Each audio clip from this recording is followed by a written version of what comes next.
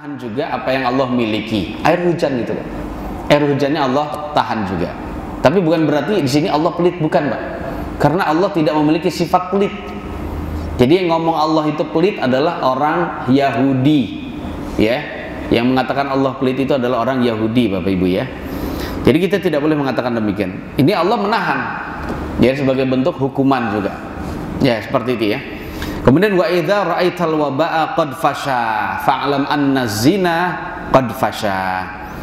Dan ketika kamu melihat wabah penyakit telah merajalela, ya, apapun namanya itu, maka ketahuilah Bapak Ibu sekalian bahwasannya zina juga sudah merajalela. Ini sebagai balasan atas merajalelanya kemaksiatan, maka Allah buat wabah penyakit itu merajalela juga. Jadi seperti itu Bapak Ibu sekalian. Jadi zina sudah di mana-mana. Makanya jangan sampai negeri Indonesia ini adalah negeri yang banyak perzinahan. Di negeri Indonesia ini tidak boleh terjadi Bapak Ibu orang hidup berduaan di dalam satu rumah tuh tanpa pernikahan. Ini tidak boleh terjadi. Jadi jangan sampai negeri Indonesia ini sama seperti Barat, tidak boleh. Jadi kita harus ada usaha untuk bisa mencegahnya. Karena kalau tidak terjadi Bapak Ibu, kalau tidak kita cegah, maka ini sama seperti membinasakan diri sendiri, ya, seperti itu.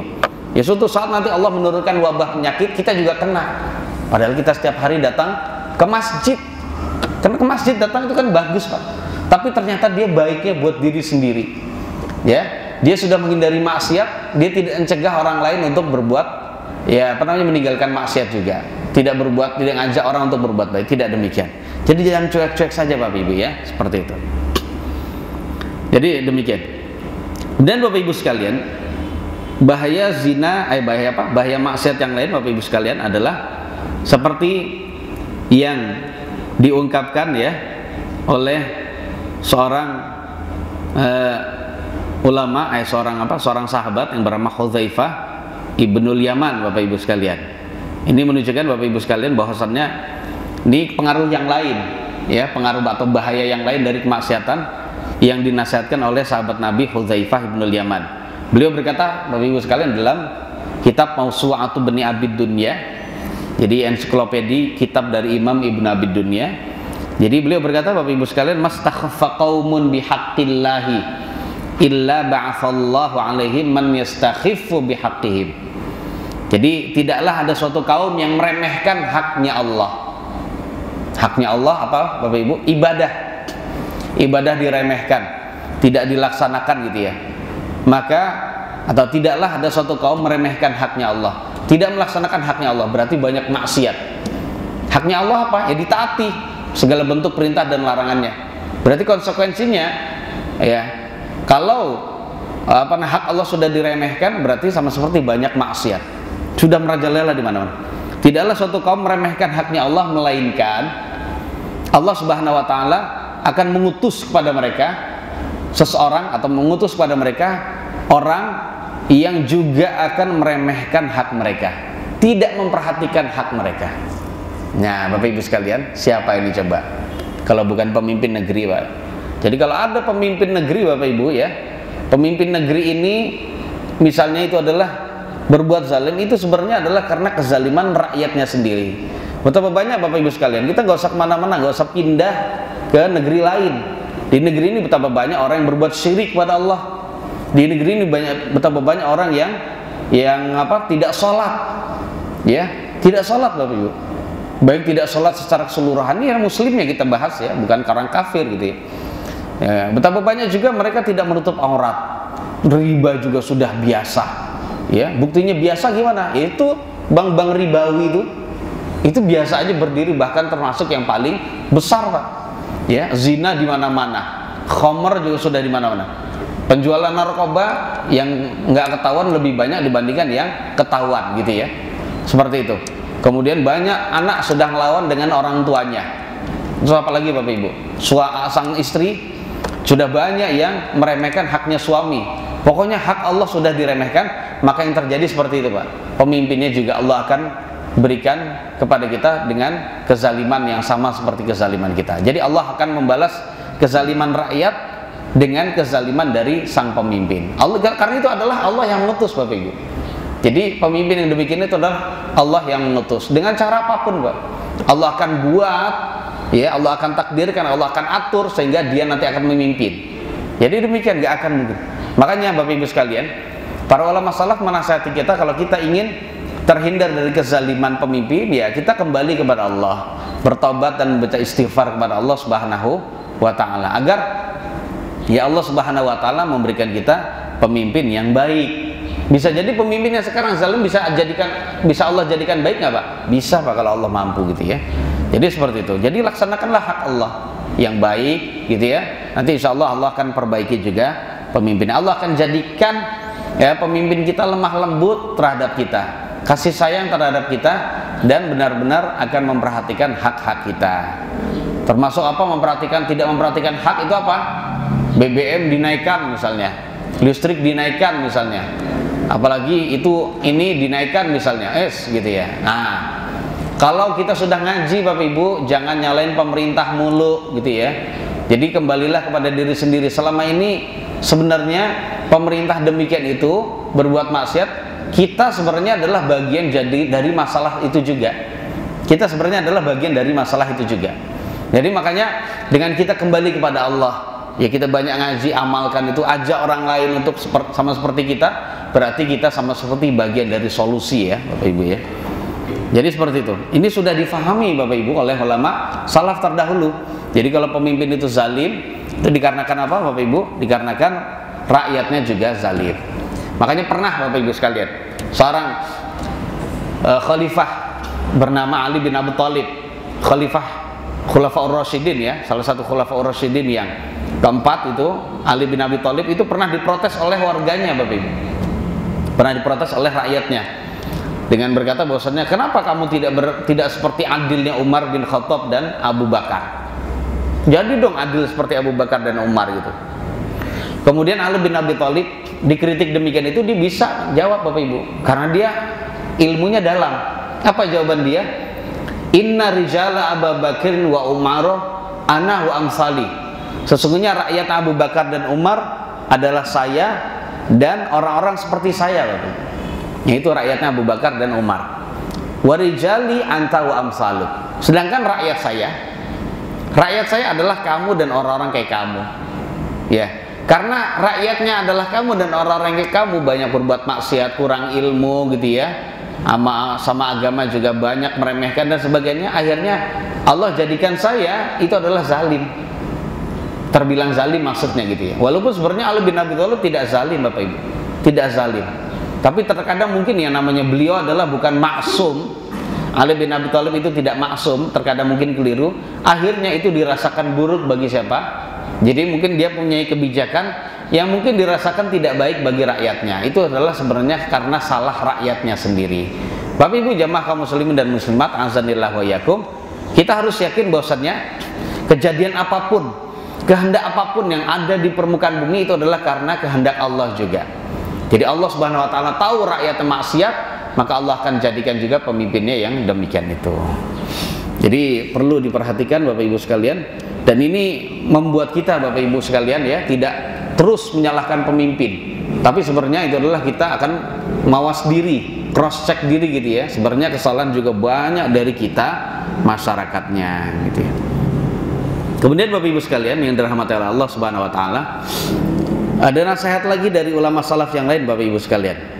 Ya, yaitu seorang sahabat tabi'in bernama Sa'id bin al-Musayyib. Sa'id bin al-Musayyib, beliau menyatakan Bapak Ibu sekalian bahwasannya kemaksiatan ini adalah sebagai bentuk seorang hamba menghinakan dirinya sendiri. Ketaatan itu adalah sebagai bentuk seorang hamba memuliakan dirinya sendiri. Jadi kalau ingin dimuliakan, maka berbuatlah ketaatan, dan kalau tidak mau dihinakan, maka hindarilah dosa. Karena kalau dosa dilakukan, yang terjadi adalah kita akan menjadi orang yang terhina Bapak Ibu sekalian ya. Ini berdasarkan ucapan beliau ya Bapak Ibu. Jadi beliau berkata, ma akramatil ibadu anfusaha bimithli ta'atillah. Hamba-hamba tidaklah memuliakan diri mereka sendiri dengan sesuatu semisal ketaatan kepada Allah Subhanahu wa taala. Pokoknya nggak ada deh perkara seperti ketaatan pada Allah yang bisa mengangkat dan memuliakan seorang hamba. Jadi hanya ketaatanlah Bapak Ibu sekalian, ya, hanya ketaatanlah yang dapat memuliakan ya hamba tersebut. Jadi kalau ingin dimuliakan Bapak Ibu sekalian, maka taatlah kepada Allah Subhanahu wa taala. Dan beliau mengatakan juga Bapak Ibu, wala ahanat anfusaha bimithli ma'siyatillah. Dan tidaklah hamba-hamba menghinakan dirinya sendiri dengan sesuatu semisal kemaksiatan pada Allah. Mungkin Bapak Ibu sekalian, seorang hamba bisa atau manusia itu bisa menghinakan dirinya dengan dengan kebodohan dia mungkin gitu ya, atau dengan rasa lupa dia, kelalaiannya dia, dan lain-lain Bapak Ibu sekalian ya. Namun di antara hal-hal yang dapat dan yang paling besar bisa menghinakan seorang hamba adalah kemaksiatannya. Jadi betapa banyak orang yang asalnya mulia Bapak Ibu, kemudian karena dia berbuat maksiat sehingga menjadi orang yang hina. Jadi ini benar-benar nasihat bagi kita Bapak Ibu. Dan ini ucapan beliau tidak bertentangan dengan dalil Bapak Ibu ya. Ucapan beliau tidak bertentangan dengan dalil. Karena ucapan ini bersesuaian dengan dalil sabda Nabi sallallahu alaihi wasallam yang diriwayatkan oleh Imam Abu Daud. Nabi alaihi salatu wasallam bersabda, "Idza tabaya'tum bil 'inati wa akhadhtum aznabal baqar wa raditum biz zar'i wa taraktumul jihad sallallahu alaikum dhullan la yanzi'uhu hatta tarji'u ila dinikum." Jadi ketika kalian sudah saling jual beli dengan cara inah. Inah itu adalah jual beli dengan cara riba Bapak Ibu. Salah satu transaksi riba. Gimana sih inah itu Pak? Gini Pak. Contohnya gitu ya. Contohnya saya contohin siapa? Bapak namanya siapa Bapak? Pak Siswadi. Pak Siswadi. Saya contohnya membutuhkan uang. Saya membutuhkan uang. Nggak ada orang, saya cari-cari orang, nggak ada yang bisa memberikan saya pinjaman dengan qardun hasan, pinjaman tanpa bunga. Semuanya ngasih pinjam dengan bunga. Aduh gimana nih, saya butuh duit 50 juta segera gitu. Akhirnya saya datang ke Pak Siswadi. Beliau punya mobil harganya berapa? Harganya 70 juta gitu, atau harganya 80 juta. Saya datang ke Pak Siswadi, Pak Siswadi, saya beli mobil Bapak ya. Ini ada tulisan Bapak jual. Ya, berapa harganya Pak? Ya harganya 80 juta aja deh gitu. Oke, saya beli Pak. Tapi dengan cicilan Pak, boleh nggak Pak? Boleh, cicilan setahun. Nah, contohnya gitu. Begitu terus ngurusin agama enggak. Wa taraktumul jihad kata Nabi yang keempat.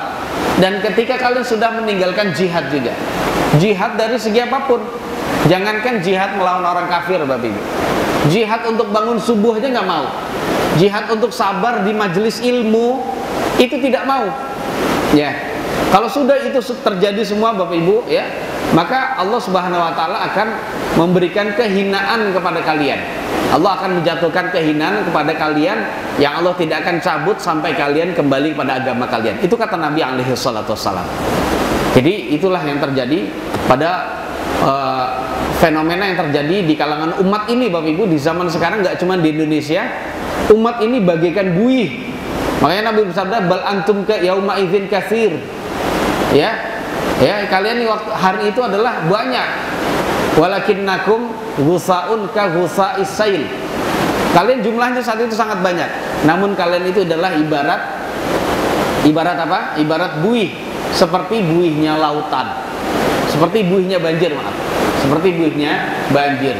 Jadi air datang ke sono, ya dia ngikut ke sono. Airnya ada yang sono, ke sono. Jadi begitu Pak, ngikut aja. Begitu hinanya umat ini walaupun jumlahnya sangat banyak. Semua itu karena apa Bapak Ibu sekalian? Maksiat. Maksiat itu dikarenakan dia yaitu tadi tidak ngerti ilmu agama. Jadi demikian. Jadi maksiat benar-benar menghinakan perseorangan atau umat secara umum gitu ya. Makanya kalau nanti di akhir zaman Bapak Ibu, ya umat ini akan dimenangkan selalu oleh Allah, menang melawan orang-orang kafir gitu ya. Karena nanti di akhir zaman akan terjadi perang dunia yang kesekian kali Pak. Itu memang diceritakan oleh Nabi, kan dipimpin oleh Imam Mahdi. Nah maka saat itu sebelum itu terjadi umat Islam itu sudah kembali pada agamanya. Sudah kembali Pak. Ya seperti itu ya. Ya mungkin saja Ya, kebangkitan umat Islam dengan ilmu, belajar ilmu ya mungkin diawali dari masa-masa kita bisa jadi Pak. Karena nggak mungkin terjadi secara drastis langsung gitu, nggak mungkin. Jadi ada tahapnya. Nah mungkin ini adalah cikal bakalnya. Makanya kita perlu Bapak Ibu sekalian untuk mendidik generasi untuk benar-benar mengerti tentang ilmu agama. Kemudian Bapak Ibu sekalian, termasuk pengaruh buruk dari kemaksiatan, ada nasihat lagi dari seorang tabi'in bernama Urwah bin Zubair. Beliau menasihati kita, menasihati kita bahwasanya seseorang yang berbuat maksiat itu akan terdorong untuk berbuat kemaksiatan yang lain Bapak Ibu sekalian. Ya, kita lihat ucapan dia. Ucapan beliau ini dinukil ya, Urwah bin Zubair rahimahullahu taala, dinukil di dalam kitab Sifatus Safwah. Sifatus Safwah. Jadi beliau berkata bahwasanya idza ra'aitar rajula ya'malul hasanata fa'lam annalaha 'indahu akhawatin. Jadi ketika kamu melihat seseorang melakukan kebaikan, melakukan ketaatan, amal soleh gitu ya Pak ya, maka ketahuilah sesungguhnya kebaikan tersebut memiliki akhwat di sisi dia. Artinya apa Bapak Ibu? Kebaikan yang satu, amal soleh yang dikerjakan itu bisa mendorong kebaikan-kebaikan lainnya nanti. Ya, seperti itu. Bisa mendorong kebaikan-kebaikannya yang lain nanti. Ya, seperti itu Bapak Ibu. Makanya kita jangan meremehkan kebaikan. Karena kalau kita sudah melakukan satu kebaikan, bisa jadi ini adalah menjadi penyemangat kita melakukan kebaikan yang lain Bapak Ibu sekalian ya. Nah, seperti itu. Jadi akan bersemangat melakukan kebaikan yang lain. Kemudian wa idza ra'aitahu ya'malu sayyi'ah fa'lam anna laha 'indahu akhawat. Dan ketika kamu melihat seseorang melakukan perbuatan maksiat, perbuatan dosa gitu ya, maka ketahuilah bahwasannya kemaksiatan tersebut juga memiliki akhwat di dalam dirinya. Artinya apa? Jadi kemaksiatan kalau dilakukan oleh seseorang itu akan mendorong kemaksiatan yang lain. Apalagi Allah jadikan sebagai ujian Pak. Maksiat itu adalah rasanya enak gitu ya. Iya apa tidak? Nah, jujur aja gitu ya. Korupsi enak, dapat duit banyak gitu ya, dan lain-lain. Itu cobaan ujian. Nah kalau itu sudah dilakukan oleh seseorang Bapak Ibu, bisa jadi itu akan menjadi pendorong untuk melakukan kemaksiatan berikutnya dan berikutnya Bapak Ibu. Dan itu berikutnya disebut akhwat, saudari-saudari gitu ya. Memiliki akhwat gitu ya. Makanya hati-hati. Fa innal hasanata tadullu ala ukhtiha. Nih kata Urwah bin Zubair. Karena kebaikan itu, amal soleh itu bisa menunjukkan kepada ukhtinya, kepada saudarinya. Jadi bisa menunjukkan kepada kebaikan yang lain. Wa inna sayyi'ata tadullu ala ukhtiha. Dan keburukan Bapak Ibu sekalian bisa menunjukkan kepada keburukan yang lain. Makanya hati-hati keburukan sekecil apapun. Karena ya keburukan itu kalau tidak kita hati-hati Bapak Ibu, itu lama-kelamaan bisa menjadi keburukan yang sangat besar. Ya, demikian. Makanya nih sebagai nasihat bagi kita, ada seorang ulama salaf lagi yang bernama Sulaiman At-Taimi Bapak Ibu ya. Ya, Sulaiman At-Taimi, beliau pernah menasihati ya bahwasannya al-hasanatu nurun fil qalbi. Al-hasanatu nurun fil qalbi wa quwwatun fil amal. Jadi kebaikan Bapak Ibu itu adalah cahaya di dalam hati dan akan menjadi penguat kita melaksanakan amal soleh. Jadi kalau orang sudah melakukan kebaikan, ketaatan, amal soleh, ini hatinya akan bersinar. Hatinya akan bersinar dengan cahaya hidayah Bapak Ibu. Ya, ditambah lagi keimanannya akan naik. Ya, karena menurut akidah Ahlus Sunnah wal Jamaah, keimanan itu bisa naik, bisa bertambah dengan ketaatan, bisa berkurang dengan kemaksiatan gitu ya. Seperti itu katanya. Jadi seperti itu kata siapa? Sulaiman At-Taimi. Apa tadi? Bahwasannya kebaikan ini adalah cahaya di hati dan juga bisa menjadi kekuatan bagi amal. Jadi menjadi penyemangat ya, pendorong, pemotivasi untuk bisa melakukan amal soleh berikutnya Pak. Wasayyi'atu zulmatun fil qalbi wa dha'fun fil amal. Sedangkan kemaksiatan, dosa dan maksiat ini akan menjadi kegelapan di hati kita. Ini akan semakin mengikis apa? Akan semakin mengikis cahaya, memadamkan, meredupkan itu atau bahkan mematikan cahaya keimanan yang ada dalam hati kita, dan juga akan menjadi kelemahan bagi kita dalam melaksanakan amal soleh. Malas Bapak Ibu. Jadi betapa banyak orang ya sulit untuk melakukan kebaikan itu dikarenakan apa? Karena maksiat yang lalu.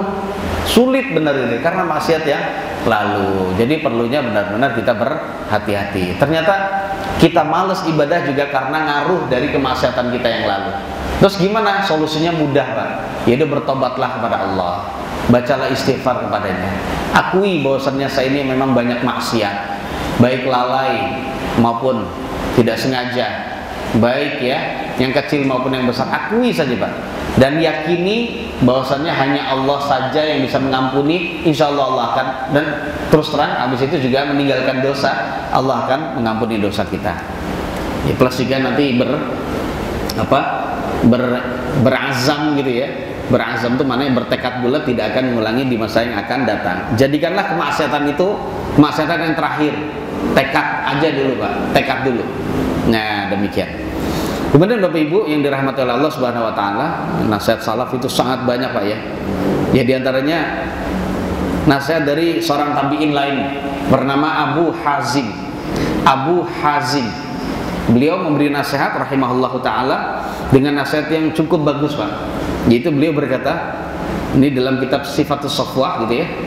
La yuhsinu 'abdun fi ma bainahu wa bainallahi, la yuhsinu 'abdun fi ma bainahu wa bainallahi illa ahsanallahu ma bainahu wa bainal ibad. Tidaklah seorang hamba memperbaiki hubungan antara dia dengan Allah dengan cara memenuhi haknya Allah, taat padanya, menghindari maksiat padanya gitu ya, bersyukur selalu padanya gitu ya Bapak Ibu. Jadi tidaklah hamba memperbaiki hubungan antara dia dengan Allah, melainkan Allah Subhanahu Wa Taala juga akan memperbaiki hubungan antara dia dengan sesama hamba Allah lainnya. Jadi Allah akan perbaiki Pak. Jadi semua itu Allah akan atur sehingga dia dengan hamba Allah yang lain itu mudah bergaul, mudah baik. Hamba Allah yang lain juga menyayangi dia, mencintai dia Bapak Ibu. Karena hamba Allah juga tahu, ya diberi ilham sama Allah Bapak Ibu. Itulah kalau kita yakin bahwasanya seluruh yang terjadi di alam semesta jagat raya itu adalah Allah yang ngatur Bapak Ibu. Allah tahu kita berbuat kebaikan dan Allah sudah mencintai kita. Allah jatuhkan rasa cinta di hatinya hamba-hamba Allah yang lain terhadap diri kita. Jadi begitu ya Bapak Ibu sekalian. Nah kalau dibalik berarti seperti itu Pak.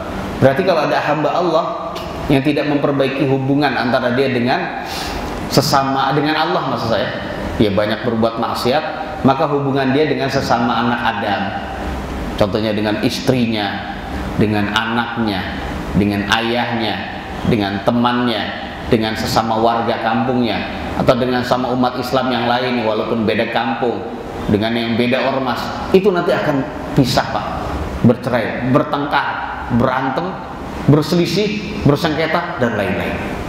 Begitu Pak. Jadi pengaruh maksiat itu bisa ngaruh pada hubungan kita. Ini nasihat seorang ulama yang juga dengan kedalaman ilmu Bapak Ibu, nggak main-main. Karena ucapan beliau ini juga berdasarkan hadis-hadis Nabi gitu ya. Berdasarkan hadis-hadis dari Nabi Shallallahu Alaihi Wasallam. Di antaranya adalah Nabi kita Shallallahu Alaihi Wasallam bersabda, "Walladzi nafsu Muhammadin biyadih ma tawaddatsnani fillahi fayufarraqu bainahuma illa bidzambin yuhditsuhu ahaduhuma."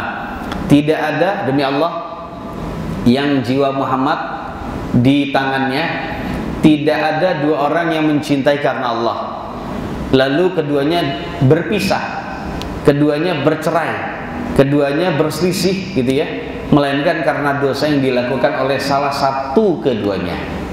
Salah satu berbuat dosa aja bisa begitu Bapak Ibu, apalagi kedua-duanya berbuat dosa. Makanya hindarilah dosa gitu ya, sehingga ini bisa berpengaruh pada apa? Hubungan antara kita dengan istri kita, hubungan kita dengan pasangan kita, hubungan kita dengan anak kita Bapak Ibu. Bisa jadi Pak, sangat memungkinkan anak itu ketus dengan kita, nggak hormat dengan kita dalam ucapan dan perbuatan, karena buat perbuatan kita juga Pak dengan Allah. Ini karena kemaksiatan kita yang dahulu Bapak Ibu. Ya, karena kemaksiatan kita yang dahulu. Ya Allah balas juga seperti itu, termasuk mungkin kemaksiatannya dahulu pernah uququl walidain, menyakiti orang tuanya juga, nggak perhatian dengan orang tuanya. Nah, gitu ya. Akhirnya Allah balas sebelum meninggal dengan hukuman yang sama. Jadi al-jaza'u min jinsil amal. Jadi demikian. Nah, seperti itu Bapak Ibu. Jadi sangat mengerikan sekali. Dan juga ada nasihat lagi dari seorang ulama salaf bernama Fudail bin Iyad. Beliau menasihati kita Bapak Ibu. Inni la'asillaha fa'arifu dzalika fi khuluqi dabbati wa khadimi wa imraati wa fa'ri baiti. Ya.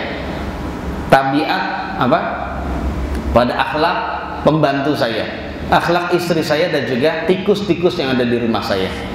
Pembantu, kendaraan yang awalnya itu gampang Pak ya, gampang diatur gitu, gak suruh belok mau gitu ya. Ini kendaraan, kalau dulu kendaraannya berupa hewan Pak ya, ya gitu ya. Nah sekarang ini gampang ngamukan hewannya, dimandiin dikit ngamuk gitu ya, bahkan mungkin terkadang bisa nendang dia, nauzubillah gitu ya. Nah, gitu ya. Kemudian bisa berpengaruh pada pembantu juga Pak. Pembantu itu terkadang biasanya itu adalah wataknya baik-baik aja. Iya Pak, bisa nurut gitu. Ini nurut memang lahirnya, namun habis itu gerutu di dalam, dan itu membuat kita sakit hati. Itu bisa jadi karena maksiat kita juga Pak. Nggak nurut, susah disuruh dan sebagainya. Kemudian Bapak Ibu sekalian, terkadang ini kata Fudail bin Iyad ya, bukan kata saya. Dan itu bisa saya lihat dari akhlak istri saya. Kata beliau gitu ya. Jadi anak istri itu bisa terkadang tidak baik, begitu saja kalau ibu-ibu. Suami itu karena siapa? Karena itu tadi, kemaksiatan. Dan juga tikus-tikus yang ada di rumah saya. Jadi tikus-tikus di rumah itu diundang oleh Allah Subhanahu wa taala untuk datang ke rumah kita, diberi ilham, diberi naluri untuk datang ke rumah kita, karena ini adalah rumahnya orang yang banyak maksiatnya. Ya, demikian Bapak Ibu sekalian. Jadi makanya maksiat itu bisa ngaruh terhadap alam di sekitar kita. Jadi alam di sekitar kita mempengaruhi keburukan kita. Jadi berperilaku buruk itu bukan semata-mata kejadian alam Bapak Ibu, tapi semua adalah karena juga diatur, dikehendaki oleh Allah Subhanahu wa taala. Tentu saja sekali lagi kalau itu pernah dialami oleh orang yang beriman, maka itu tentu saja akan bisa menghapus dosa-dosa kita. Kita mungkin bersedih, oh kok gini ya istri saya, kok gini ya suami saya, bersedih dia, ya terluka gitu ya. Itu tentu saja akan menghapus dosa-dosa. Inilah yang disebut apa tadi Bapak Ibu? Jadi hukuman, ujian, musibah apapun yang ada di muka bumi ini, kalau bagi orang beriman ini adalah sebagai nasihat, sebagai rahmat, dan juga sebagai berkah. Kalau itu dialami oleh orang kafir, itu adalah sebagai hukuman, sebagai siksaan, dan juga sebagai apa? Murka dari Allah Subhanahu wa taala kepada mereka, sebelum hukuman, siksaan, dan murka yang akan dia terima di akhirat kelak kalau dia mati dalam keadaan kafir. Wallahu a'lam bishawab. Ya, kita cukupkan. Barangkali ada yang mau bertanya di antara Bapak atau Ibu, dipersilakan. Ibu-ibu ada itunya Pak? Ada ya? Sudah ada. Silakan dari ibu-ibu atau bapak-bapak dulu, monggo silakan. Berkenaan dengan ini atau yang lain silakan, selagi saya bisa jawab, saya jawab. Monggo Bapak silakan dulu dengan Pak Siswadi. Ntar Pak, ini pakai ini Pak.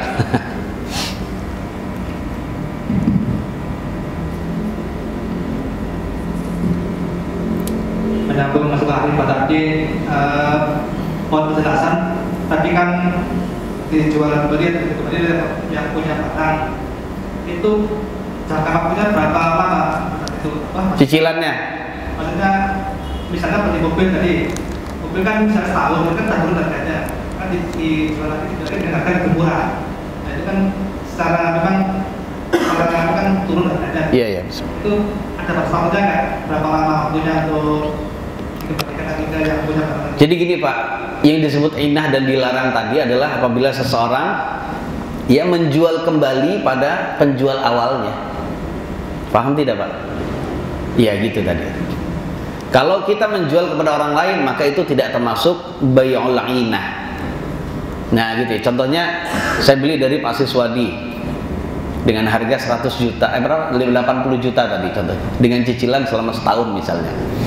Kemudian saya udah dapat, ntar Pak ya duitnya, cicilan pertamanya nanti. Ya saya akan nyicil insya Allah. Nah kemudian saya padahal butuh uang segera saat ini. Akhirnya uang ini, mobil ini saya jual kepada Akhi Rahmat. Dia punya duit, dia akan beli dengan harga, sebenarnya dia tahu harga mobil itu mahal di atas 50 juta, tapi saya jual udahlah 50 juta aja, saya pengen duit tunai sekarang. Akhirnya saya dapat duit 50 juta. Paham Pak ya? Kalau seperti ini bukan bay'ul inah, disebut bay'ut tawarruk. Ini boleh demikian. Mayoritas ulama memperbolehkannya, jadi tidak mengapa. Jadi kalau intinya kalau jual kepada orang lain ini tidak mengapa, boleh gitu ya. Jadi maksudnya tadi jelas Pak ya. Saya Bapak belum dapat uang sepeser pun. Habis itu sudah saya jual lagi ke Bapak mobil itu dengan harga lebih rendah dan tapi tunai. Pada dasarnya itu tadi ya, hakikatnya adalah riba. Berarti nggak ada maksud waktu, nggak ada waktunya berapa lama ya? Nggak masalah mau waktunya berapa lama, silahkan aja, cicilan tergantung kemampuan gitu ya. Ya gitu ya. Tapi tidak berlaku untuk cicilan di leasing Pak, karena cicilan di leasing itu adalah riba gitu ya. Cicilan di leasing itu adalah riba.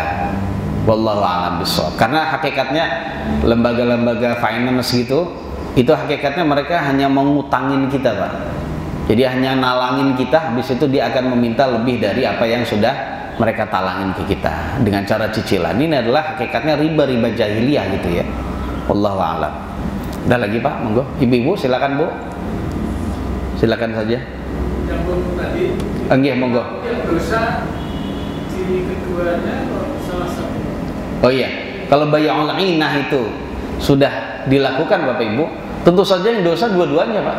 Karena hakikatnya riba. Hakikatnya Pak Siswandi minjemin saya 50 juta, nanti akan saya kembalikan berapa? 80 juta. Jadi yang 30 juta itu adalah riba. Yang dosa siapa? Pak Siswandi dengan saya. Makanya Nabi Jabir bin Abdullah berkata, la'ana Rasulullah sallallahu alaihi wasallam akilar riba wa mukilahu wa katibahu wa syahidaihi wa qalahum sawa. Jadi Jabir berkata bahwasanya Nabi sallallahu alaihi wasallam telah melaknat pemakan riba. Contohnya misalnya Pak Siswandi tadi. Yang memberi makan riba, contohnya saya tadi. Ini contoh Pak ya. Kemudian juru catat riba dan juga dua saksi riba. Dan Nabi bersabda, hum sawa, keempat orang ini sama-sama dilaknat. Berarti dosanya besar semua Pak, walaupun tingkatannya berbeda-beda gitu. Makanya dalam masalah jual beli harus belajar fikih jual beli Bapak Ibu. Fikih muamalah harus belajar. Ya. Kalau nggak belajar dia akan jatuh pada riba. Makanya orang-orang yang bisnis jual beli, ya, jual beli itu harus belajar ilmu tentang fikih jual beli agar sekali lagi dia tidak mengalami murka Allah karena bermaksiat, ya, disebabkan dia tidak paham. Wallahu a'lam. Ada lagi Pak, silakan. Iya, termasuk bank konvensional. Iya Pak, udah nggak sak lagi Pak. Buktinya apa bank konvensional, bank riba? Buktinya ada bank syariahnya. Syariah itu apa? Karena begitu juga pegadaian sama saja. Begitu juga finance, begitu juga asuransi, itu semuanya ribawi semua. Nauzubillah. Kalau bank syariah itu juga nggak beda perasaan. Baik. Kalau bank syariah memang ada yang nggak beda Pak. Memang ada yang nggak beda ya. Ada, tapi juga ada yang berbeda. Ya karena apa? Mereka terhalang oleh kebijakan dari BI gitu ya, yang mengharuskan bank itu nggak boleh mempunyai usaha real. Ya usahanya dia cuma apa? Ngutangin doang gitu ya. Memberikan hutangan doang maksudnya ya.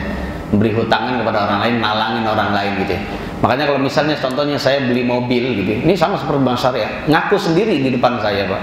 Salah satu petugas bank syariah, gimana Pak kalau saya pengen beli mobil dengan harga 200 juta? Ya Bapak harus punya dulu uang 30%, contohnya 60 juta gitu ya, 30%. Nanti kita yang akan memberikan atau yang nutupi ya, keinginan Bapak itu. Jadi contohnya, nah saya nanya, 30% itu saya serahkan ke siapa? 30% ya saya serahkan ke dealer. Nah berarti kan hanya 60 juta, sedangkan 140 jutanya ditalangi oleh pihak bank gitu ya, itu bank syariah contohnya. Nah dari situlah nanti bank syariah akan meminta lebihan. Pastilah ngutangin 140 juta, dia nggak akan mungkin mau mendapatkan hanya 140 juta saja. Ya, dari situlah riba. Yang boleh itu begini, yang disebut bay'ul murabahah lil amir bisyira. Jadi jual beli untung menguntungkan. Contohnya gini, ada bank yang kita minta, saya datang ke bank, contohnya karena saya pengen beli mobil. Wahai bank, saya tertarik dengan suatu mobil merek ini dan itu, saya ingin membeli tapi saya nggak punya duit. Bisa nggak Anda membelikan untuk saya dulu, nanti saya akan beli dari Anda. Oke, gini aja saya bisa. Udah, akhirnya saya dengan pihak bank itu, perwakilan bank datang ke showroom yang dikehendaki. Saya pilih mobil tuh, mobilnya mobil baru atau mobil second gitu ya, harganya 200 juta. Udah, itu beli. Akhirnya sudah akadnya antara bank dengan siapa Pak? Antara bank dengan pihak showroom atau dealer gitu ya. Deal, dibeli dengan harga 200 juta. Habis itu dibawa pulang. Dibawa pulang dulu syarat Pak. Karena seseorang nggak boleh menjual barang di tempat dia membeli, nggak boleh. Bisa difahami Pak ya? Jadi mobil itu dibawa dulu. Setelah dibawa ke tempat lain, entah dibawa ke banknya atau dibawa ke tempat yang lain, pokoknya nggak di situ, baru saat itu saya dengan bank mengadakan akad kedua. Bank dengan saya mengadakan akad kedua. Saya beli, oke, mobil ini sudah kami punya, sudah kami beli dengan harga 200 juta, Anda juga yang melihat tahu. Nah, sekarang akan jual ke Anda dengan harga 300 juta secara cicilan selama sekian tahun, dengan sebulan, cicilan sebulan sekian. Itu boleh Pak, boleh demikian, karena itu jual beli untung menguntungkan, nggak apa-apa. Namun juga dengan syarat, seandainya yang beli itu, misalnya saya nasabah itu telat bayar, nggak boleh didenda. Jadi seperti itu. Itu yang lebih hati-hati. Wallahu a'lam bishawab. Ngoten Pak. Makanya jarang Pak, bank syariah belum ada yang begitu Pak. Kecuali mungkin ada sebagian bank yang ada ya. Dan itu harus melanggar undang-undang dari BI dengan sembunyi-sembunyi gitu ya. Nah, makanya bapak-bapak sekalian yang diberi rezeki oleh Allah, jadilah bank-bank kecil gitu ya. Contohnya ada seorang muslim ingin beli motor Pak, biar nggak kena riba gimana? Ya sudah, bapak beliin dulu harga 20 juta, nanti bapak jual 25 juta, boleh Pak. Halal gitu, dengan cicilan sekian-sekian per tahun. Jual 30 juta boleh nggak? Boleh. Terserah, dan itu boleh tawar-tawaran saat itu. Gitu ya. Wallahu a'lam. Mau lagi Pak? Kalau bedanya dengan leasing Apa Pak? Bedanya dengan apa? Leasing Ya leasing kan juga ngutangin juga, kan pembiayaan. Pembiayaan kan leasing itu. Pembiayaan gitu, finance gitu. Biasa leasing kan disebut finance gitu ya. Adira Finance, misalnya. Tadi syaratnya doang. Ya, biar halal gini caranya. Kalau leasing itu nggak begitu, dia ngutangin Pak. Ngutangin. DP 500.000, harganya 15 juta. Saya cuma ngasih DP berapa? 500.000. Nah, 14,5 juta itu siapa yang nyicil? Siapa yang nalangin? Leasing Pak. Leasing yang nalangin. Nah, saya diutangin oleh si leasing itu. Sehingga ya sudah, nanti saat itu saya bukan melunasinya ke dealer, tapi saya melunasinya, membayarnya kemana? Ke leasing. Apakah saya akan mengembalikan ke leasing dengan cicilan sebesar 14,5 juta? Nggak mungkin, nggak ada yang mau begitu Pak. Mesti itu lebih, contohnya 20 juta, dan itulah hakikatnya riba. Gitu Pak. Hakikat riba jahiliyah yang Nabi kita SAW ya diutus untuk mengharamkan riba, itu tadi riba jahiliyah itu tadi. Wallahu a'lam. Ada lagi Pak? Ibu-ibu kok nggak ada pertanyaan? Belum ada? Oh belum. Oh silakan Bu dulu. Iya pakai mic dulu Bu ya, biar dengar.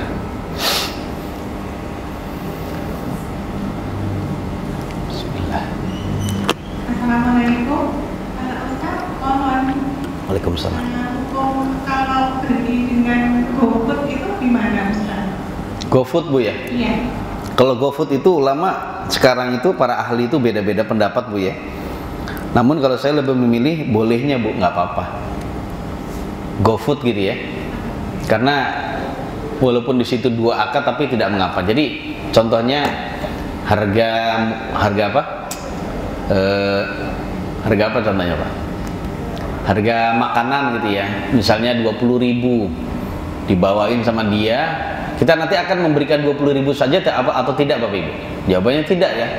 Jadi 20.000 ditambah mungkin 10.000 karena biaya nganter, dia ngantri juga, nah itu nggak masalah. Jadi ada biaya kita dihutangi dan ada biaya sewa jasa itu tadi ya. Jadi wallahu a'lam bishawab ya. Itu yang saya pilih, jadi tidak mengapa Bapak Ibu ya. Wallahu a'lam. Kalau kita memberikan tip untuk itu GoFood-nya boleh nggak Ustaz? Misalnya kita tanggung, misalnya kita habis 98.000, terus kita kita beli jadi 100.000, jadi kan ada kelebihan 2.000, itu termasuk diizinkan tidak Ustaz? Oh, nggak apa-apa insya Allah Bu. Wallahu a'lam bishawab, itu insya Allah tidak mengapa karena tidak termasuk ya, bukan termasuk riba juga ya. Nggak riba gitu ya, dilebihin nggak masalah gitu, insya Allah tidak mengapa. Dan itu bukan termasuk tip-tip yang dilarang. Yang dilarang itu gini Bu, jadi ada karyawan yang sudah digaji oleh suatu perusahaan, kemudian kita ngasih tip ke dia, ini tidak boleh. Ini hukumnya haram. Nah, gratifikasi yang disebut sekarang itu ya, gratifikasi yang mananya adalah hadiah di luar gaji atau pemberian dari pihak lain di luar gaji, yang itu didapat hadiah yang didapat karena pekerjaan, ini adalah hukumnya haram dalam Islam, nggak boleh. Karena Nabi SAW bersabda, hadayal ummali ghulul. Jadi hadiah-hadiah yang diberikan kepada para pekerja itu adalah hukumnya ghulul. Itu adalah hukum harta haram, nggak boleh gitu ya. Ada seorang sahabat Nabi yang bernama Ibnu Lutbiyah itu ya, itu diutus oleh Nabi untuk menarik zakat ya, berarti ambil zaman Nabi itu sudah digaji. Ketika dia narik zakat gitu, saat itu Bapak Ibu sekalian, Ibnu Lutbiyah dapat hadiah juga karena saking syukurnya gitu ya. Ya, dia juga bersyukur selain bisa menarik zakat dengan mudah, melaksanakan zakat dengan mudah, dia juga memberikan hadiah kepada Ibnu Lutbiyah. Amilnya yang narik zakat itu dikasih lebihan, nih buat Anda. Kalau sekarang tip gitu, hadiah. Kemudian Ibnu Lutbiyah datang ke Nabi, setor zakat dengan berkata, ini zakatnya kaum, ini hadiah buat saya. Langsung sontak saat itu Nabi marah Bapak Ibu. Beliau naik di atas mimbar dan berkata, ada laki-laki atau ada beberapa laki-laki yang saya pekerjakan untuk menarik zakatnya kaum, lalu dia dapat hadiah, kemudian datang ke saya setoran dengan berkata, ini zakatnya kaum, ini hadiah buat saya. Ada yang ngomong begitu, kata Nabi. Coba dia duduk di rumah bapak sama ibunya saja, dapat nggak tuh hadiah? Enggak. Dia dapat hadiah itu adalah karena pekerjaan dan terusan gitu ya. Dan Nabi saat itu mengancam Bapak Ibu, kalau hadiah itu diambil berupa onta, maka di akhirat onta itu akan menjadi saksi sebagai harta curian Bapak Ibu. Onta tersebut akan berbunyi. Kalau yang diambil berupa sapi, sapi itu akan ngemoh. Kalau hadiah atau gratifikasi itu diambil berupa kambing, kambing itu akan mengembek gitu ya. Begitu Pak, akan menjadi saksi dan akan dipermalukan dia. Jadi seperti itu Bapak Ibu, jadi nggak boleh. Jadi kalau dapat hadiah dikasih, ya sudah diambil, tapi saat itu kembalikan pada perusahaan, itu bukan hak kita karyawan. Lah begitu itu. Nah kalau Gojek ini wallahu a'lam bishawab, insya Allah berbeda karena dia tidak mendapatkan gaji dari mana? Dari perusahaan Gojek atau Grab itu. Wallahu a'lam bishawab. Dia hanya mendapatkan mungkin bonus kalau memang memenuhinya. Kalau enggak berarti ya saat itu dia mengandalkan itu. Wallahu a'lam bishawab. Oh iya Ibu. Cukup Pak, apa lagi? Ada lagi? Ibu-ibu silakan. Monggo Bapak.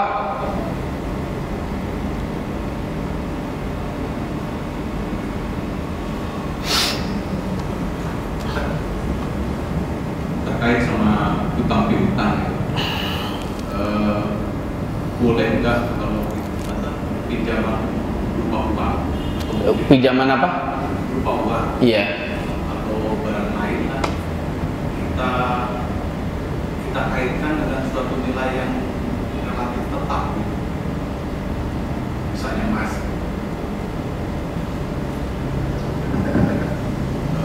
Contohnya gini,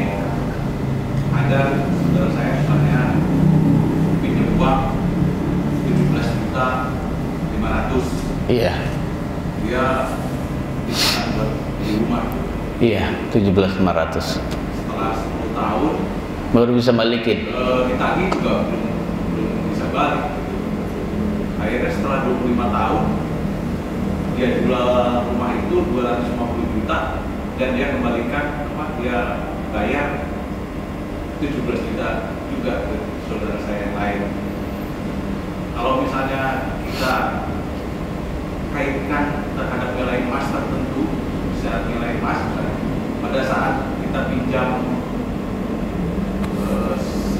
17 itu dikaitkan dengan harga emas yang pada saat itu dan kita membayar di hari lain dengan harga emas pada harga saat itu, apa bisa?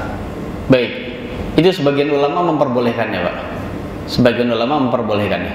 Namun kalau antum mau hati-hati, antum gini saja, antum belikan emas aja. Jadi 17 juta itu dapat berapa emas gitu ya? Berapa puluh gram gitu. Sudah antum kasihkan dia biar dia jual lagi. Nah, itu caranya, Pak. Nah, setelah itu berarti saat itu antum memberikan hutang emas kepada dia.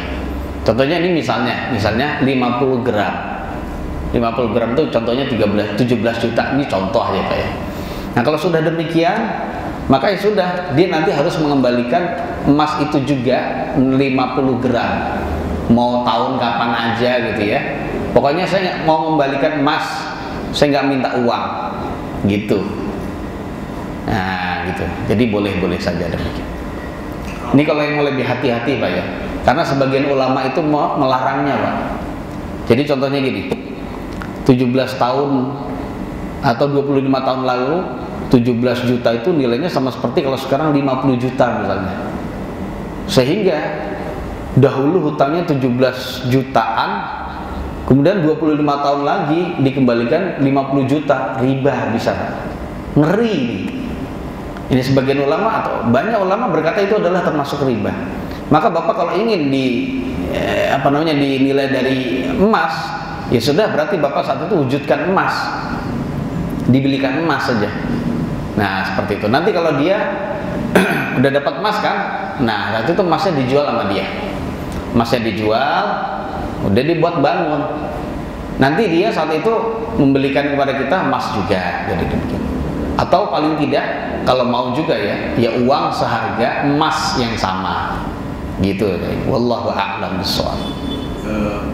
Kalau misalnya ya tadi itu, kalau dibelikan secara fisik, uang doang gitu, ke emasnya gitu kan, itu mereka akan ada konversi kan? Akan apa? Ada konversi jual belinya beda. Emasnya? Nah, nggak masalah kan, utangnya emas, Pak. bukan. Gimana maksudnya? Kayak kita beli valuta asing kan? Iya. Jual belinya itu kan ada. Kan? Bagaimana kalau hanya tercatat? Saya kasih pinjam 17 juta rupiah, setara sekian gram. Oh, nggak bisa kayak gitu, Pak. Karena banyak ulama menganggap itu nanti riba juga. Kalau misalnya baru bisa mengembalikan 10 tahun, itu nilainya mungkin sudah bisa 25 juta gitu. Terus nanti antum minta setara, itu nggak bisa. Kecuali kalau antum ngasihnya emas juga. Paham nggak Pak maksudnya? Antum ngasih emas aja, emas batangan gini. Ngasih emas batangan, udah silakan mau dipakai, mau diapain, mau dijual silakan. Mau buat ini saya kasih emas nih. Gitu aja. Nah, kalau sudah demikian itu, ya dia nanti harus mengembalikan emas juga. Loh, enak nggak berkurang toh, Pak? Memang punya uang yang nggak berkurang nilainya, itu emas dan perak kayak dulu. Nah, seperti itu, Pak.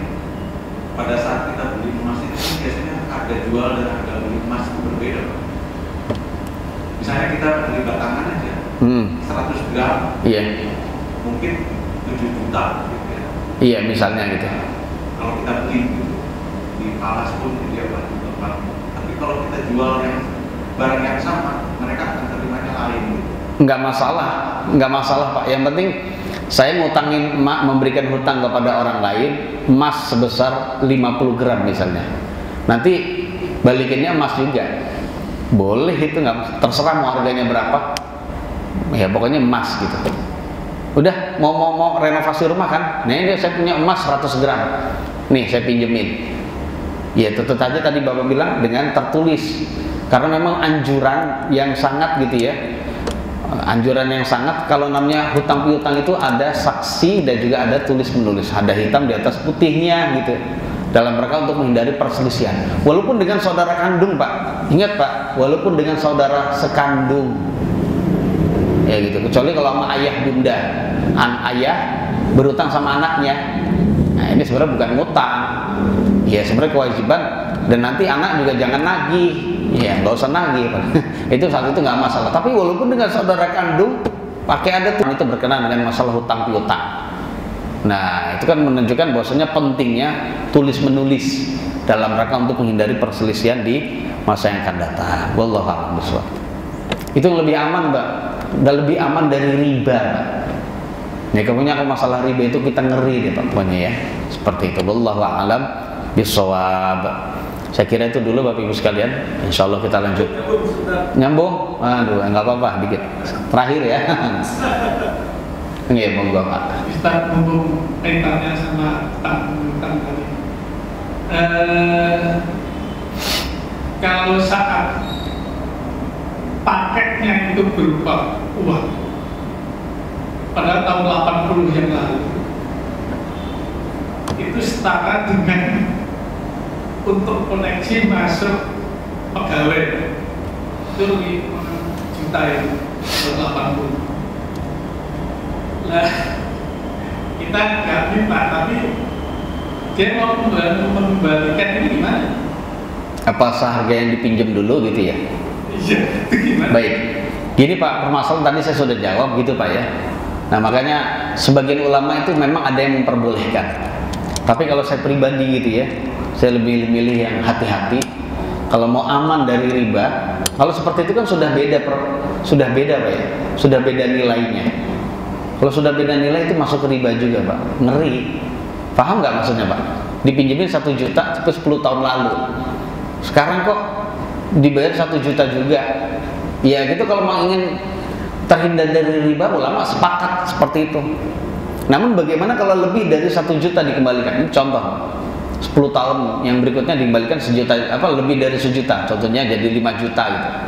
Sebagian ulama bilang boleh, sebagian ulama atau banyak ulama bilang itu adalah riba. Itulah ainur riba, hakikatnya riba di situ. Nah seperti itu. Jadinya kalau mau hati-hati ya, memang kalau uang dengan uang ya seperti itu. Nah kalau nggak mau berubah ya emas dengan emas, selesai. Itu sepakat ulama semua gitu. Kalau mau riba tadi itu mengembalikan lebih dari 5 juta atau yang apa? Ya contohnya saya minjem 1 juta, baru bisa mengembalikan 10 tahun kemudian ya dengan 1 juta, baru bisa mengembalikan 1 juta di 10 tahun kemudian gitu. Ya sebenarnya walaupun nilainya itu adalah bukan 10 juta 10 tahun lalu itu sama seperti 5 juta sekarang, kita harus mengembalikan berapa? Ya, tetap 1 juta Pak, biar nggak kena riba. Tetap 1 juta agar tidak terkena riba. Karena hakikat riba itu tadi Pak, penambahan dikarenakan penundaan. Penambahan dikarenakan penundaan, itu kan tertunda. Definisinya itu Iya, riba. Karena definisi riba adalah diantaranya adalah az-ziyadatu awit ta'khiru fi mubadalati amwalin makhsusah. Jadi maksud riba itu adalah tambahan atau penundaan di dalam tukar menukar harta-harta yang khusus. Jadi nggak semua harta. Nah, termasuk harta ribawi adalah uang dengan uang, emas dengan emas, uang dengan emas. Nah itu adalah harta ribawi. Termasuk juga harta ribawi adalah bahan makanan pokok yang satu dengan bahan makanan pokok yang lain. Nah ini ada sebenarnya ada riba khusus Pak. Nanti kapan-kapan kita bahas. Gimana? Setuju nggak? Iya kapan-kapan. Insya Allah Pak. Penasaran Pak?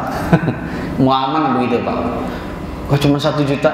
Nggak usah koknya Pak. Bapak kalau mau tahu Pak ya, saya lupa hadisnya gitu ya. Kalau kita mau tahu Bapak Ibu sekalian, pertama keutamaan kita memberikan hutang kepada orang lain. Contohnya kita memberikan hutang 1 juta. Jadi kata Nabi as-sadaqah as-salafu syatur sadaqah. Jadi memberikan hutang kepada orang lain sama seperti separuh sedekah. Jadi kalau kita memberikan hutang Pak 1 juta sama seperti kita bersedekah 500.000. Loh, siapa yang langsung mau 500.000 Pak?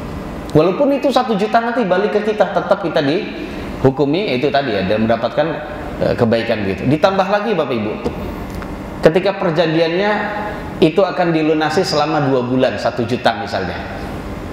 Selama satu bulan, selama 2 bulan Pak, mulai dari ngutang sampai 2 bulan, setiap hari kita dihitung sodakoh 1 juta Pak. Paham tidak Pak? Berarti selama 60 hari, setiap hari Allah tulis kita sedekah 1 juta, sedekah 1 juta, sedekah 1 juta, sampai masa temponya, sampai temponya. Ketika sudah jatuh tempo Pak, kok dia juga belum mengembalikan, kita sabar. Artinya kita tetap nagih, nggak masalah gitu. Tuh kok tetap nggak bisa mengembalikan, ya sudah sabar. Kalau sudah jatuh tempo Pak, tetap dia belum bisa mengembalikan, kita sabar. Ditulis 2 kali, sedekahnya 2 kali lipat yang kita utangkan ke dia. Berarti contohnya 61 hari sampai sekian hari gitu ya. Bahkan sampai tadi Bapak bilang berapa? 10 tahun gitu ya. Itu sama seperti sedekah berapa? 2 juta, 2 juta, 2 juta. Itulah. Itu belum keutamaan lain Pak yang akan didapat oleh orang yang melakukan idharul mu'sir, memberikan penundaan, memberikan tempo kepada orang yang sulit bayar hutang, akan diberi naungan oleh Allah Subhanahu wa taala. Sebagaimana halnya di dunia dia seakan-akan memberikan naungan, memberikan ketenangan kepada orang yang mempunyai hutang dengan dia. Dengan adanya dia sabar menanti sama seperti diberikan naungan. Seperti itu pula di akhirat, dia akan diberikan ketenangan dan naungan di akhirat. Ketika banyak orang kepanasan Pak, berkeringat, bercucuran gitu, karena matahari didekatkan, tapi didapat tempat VIP Pak. Coba kalau kita ngaji di masjid ini aja, ditutup rapat, lampu nyala, nggak pakai AC Pak. Mau dicoba Pak, sekali-kali kita kajian begitu Pak. Nggak enak Pak. Nah, seperti itulah nanti keadaan di hari kiamat. Sebenarnya mulia Pak, seperti itu ya. Allahu a'lam bishawab. Itu sajalah Bapak Ibu sekalian yang bisa saya sampaikan. Kalau ada kekurangan, kata-kata yang tidak berkenan, mohon maaf yang sebesar-besarnya. Dan juga saya nggak mungkin bisa menjawab semua pertanyaan karena ilmu saya juga terbatas. Semoga Allah memberikan tambahan faedah dan manfaat bagi saya dan juga bagi Bapak Ibu sekalian. Atas perhatiannya kami syukuran, jazakumullah khairan. Kita tutup, subhanakallahumma bihamdik, asyhadu an la ilaha illa anta astaghfiruka wa atubu ilaik. Assalamualaikum warahmatullahi wabarakatuh.